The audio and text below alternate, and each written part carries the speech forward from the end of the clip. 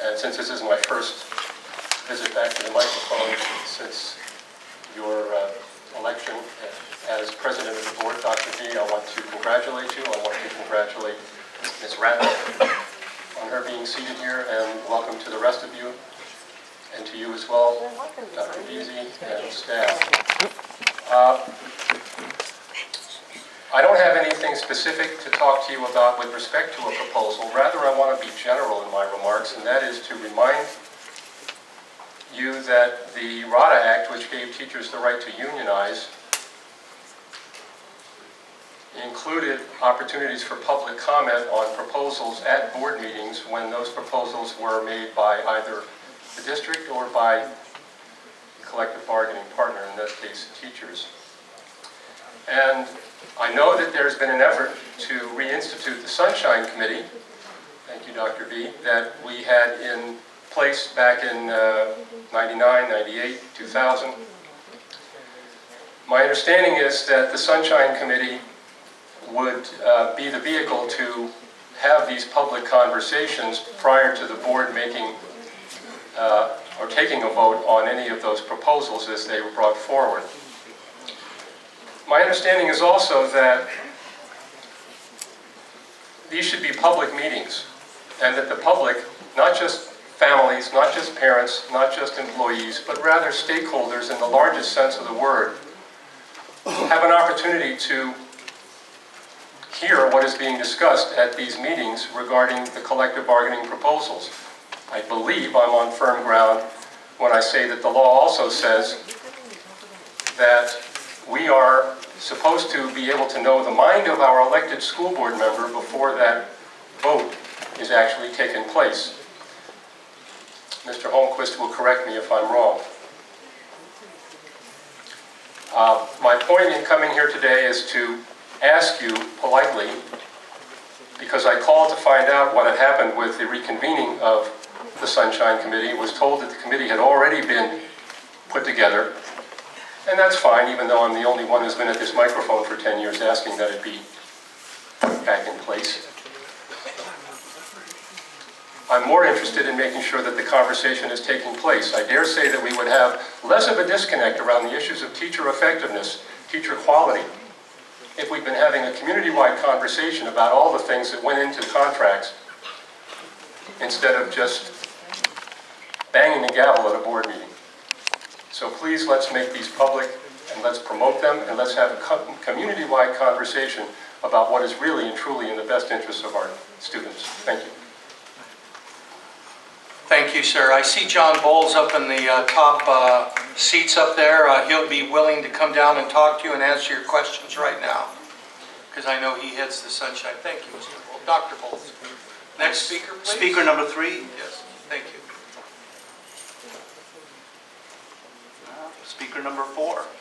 Oh, I see speaker number 2. That was Speaker number 2 here. Please, number 4. Okay, you too? Yes. Go. Thank you very much, David Tukowski. On behalf of the Associated Administrators, we thank the superintendent and board and staff for putting forward the principles that all the board members have gone over, hopefully, as the opening principles of negotiations, and thank the district staff for having the first of those meetings yesterday, and hopefully they will continue to go on. As the first speaker said, we believe that public input, not only on these principles, but the revenues, is an important part of the collective bargaining process.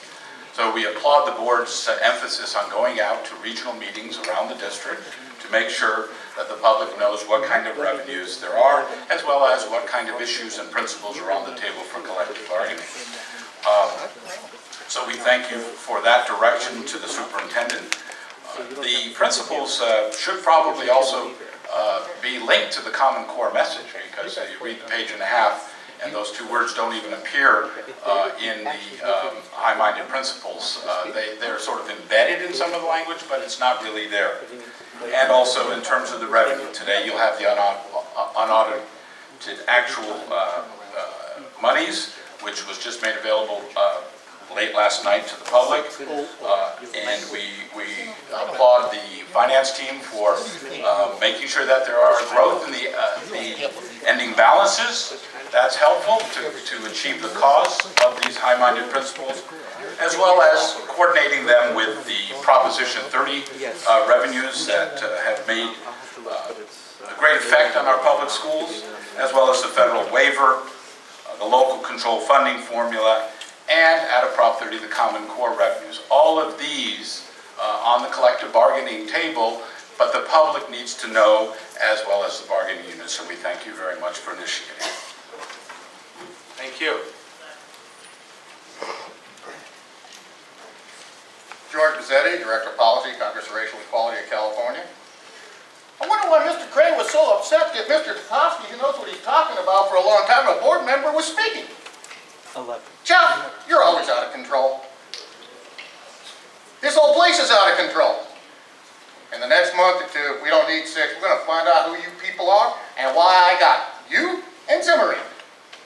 Wasn't UTLA. I put both of you in there to see what you'll do.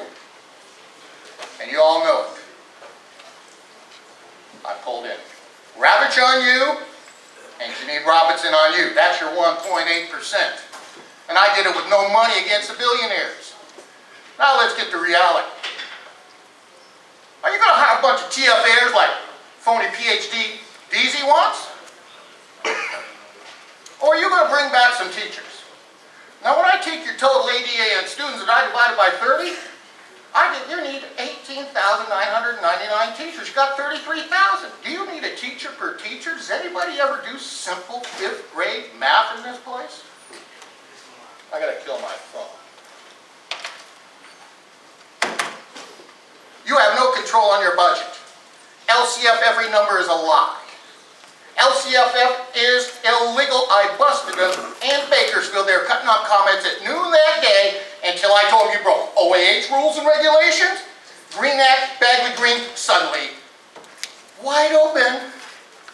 What did I do 2 weeks before that? I got the email to prove that CD Special Ed sent out multiple versions of the changes on Title V Special Education. I got the email. Now, we have Jaime Aquino, NTC, and everybody else lying at home, Chris, you lawbreaker, about the cost of iPads.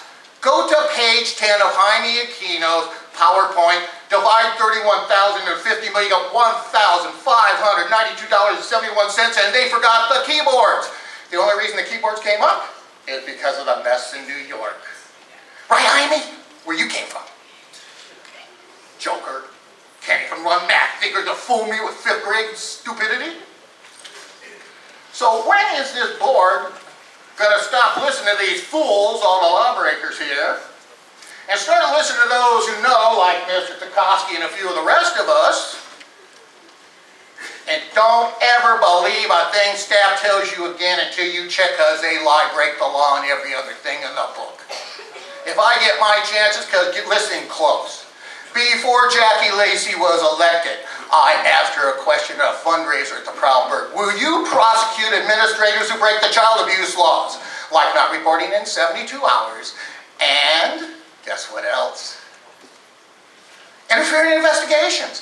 And how about after teachers are cleared, they're prosecuted by the district. Cute, huh? Thank you. Thank you. I'll call speaker number 3 again, the tab 2. And Jeff did, correct? Speaker number 5. Speaker holding card 5. Okay, those are all the speakers on that item. The next item before you is